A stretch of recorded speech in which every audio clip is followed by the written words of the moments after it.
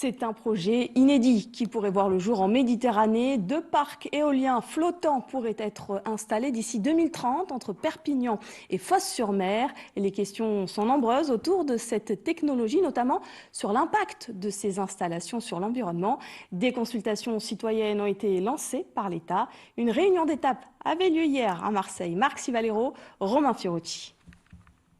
Voici le type d'éolienne flottante que l'État souhaite implanter le long des côtes méditerranéennes. Le projet prévoit l'installation de 2 parcs d'une puissance de 200 MW chacun. Objectif, diminuer les émissions de gaz à effet de serre et développer les énergies renouvelables. Le débat public autour de ce projet a débuté le 12 juillet dernier et hier soir, la cité phocéenne accueillait une réunion d'étape. Le principe, c'est pendant 4 mois de demander à tout le monde, de proposer à tout le monde, d'avoir de l'information et de débattre, d'échanger, d'argumenter, c'est le point essentiel. Et du coup, chacun se fait son opinion. Et ensuite, on a un compte-rendu de ce débat public et les décideurs, après, doivent décider en fonction de ce compte-rendu. Ils doivent y répondre, réagir, écouter ce que l'ensemble des citoyens auront dit.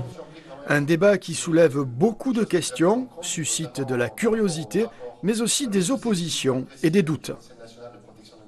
Il faut avoir conscience que ces projets vont avoir un impact assez élevé sur la vie faune, c'est-à-dire les oiseaux migrateurs, les oiseaux marins.